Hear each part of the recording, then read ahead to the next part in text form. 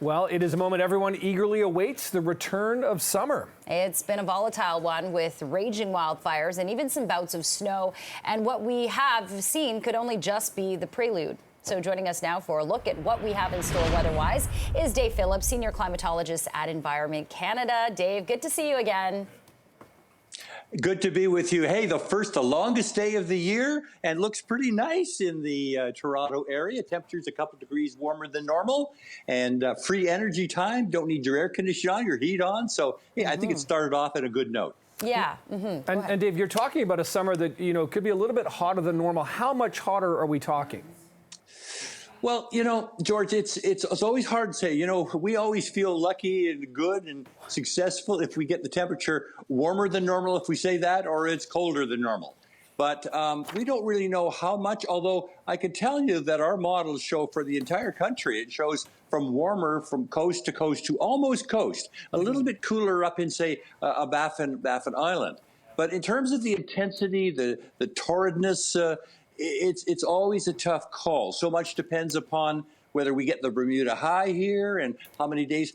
Guys, we've already had a few teasers. I mean, we had a day above 30 in April, a couple, one in May, a couple in the early June. So we've already had these kind of false summer kind of days or teasers. But my gosh, we had the long weekend in May. We had some frost around the GTA. So It's been kind of a mixed bag.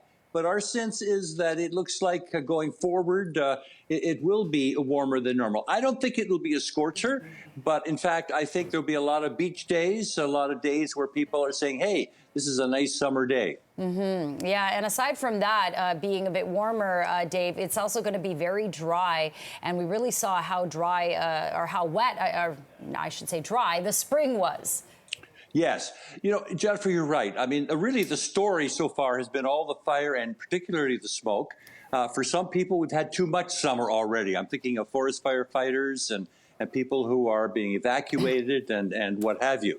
But certainly that going forward, I think, is going to be a concern. Because as we say, we've got the entire country is warmer than normal. We've had huge pockets of area that have had drier than normal. Oh, yes, we had snow in Banff and Lake Louise, but my gosh, those are sort of oddities. But overall, I think precipitation has been down. And, Jennifer, our models for precipitation are a little kind of always uncertain, never sure of what it's going to be. But we're calling for drier than normal. And, when you have a warmer than normal season, you need more precipitation, not less, just to balance things off.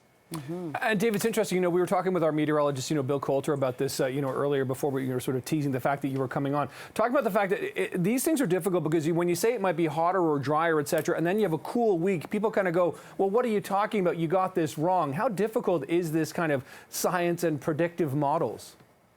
Nick, you are so right. I think the hardest thing for somebody like myself who gets into the business of seasonal or monthly forecasts is people always think it's like a weather forecast. We call it an outlook. We just say the personality, the character.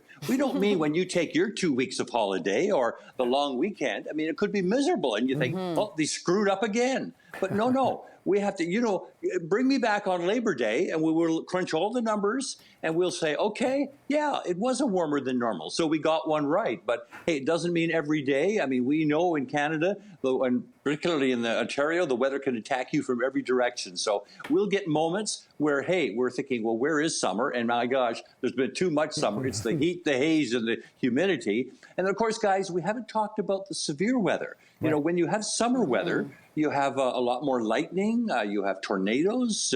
We're the second most tornado-prone country or province in Canada. So, we will get those moments where we're scared because of the weather.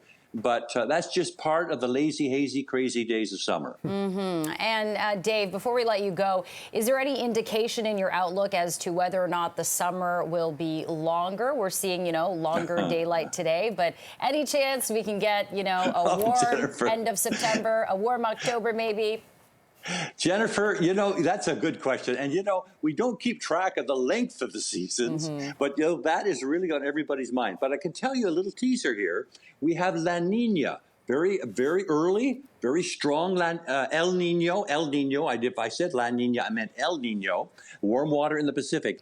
And guys, often that brings us a milder than normal winter. So I'm already talking about winter, but my gosh, we think that because this is early and probably a strong episode, well, we could see a continuation of some warmer fall and maybe a warmer winter. But summer right now, I think it's going to be a kind of to everybody's liking if they like their weather warm, and a lot of beach weather, a lot of vacation weather. Yeah, all right, talking about the here and now, summer arriving just before 11 o'clock this morning. We all love complaining about the weather or talking about the weather, but we love talking about it with you the most. Dave Phillips, Senior Climatologist at Environment Canada. Always appreciate the time, Dave. Thanks. Thanks, Dave. Thank you guys so much.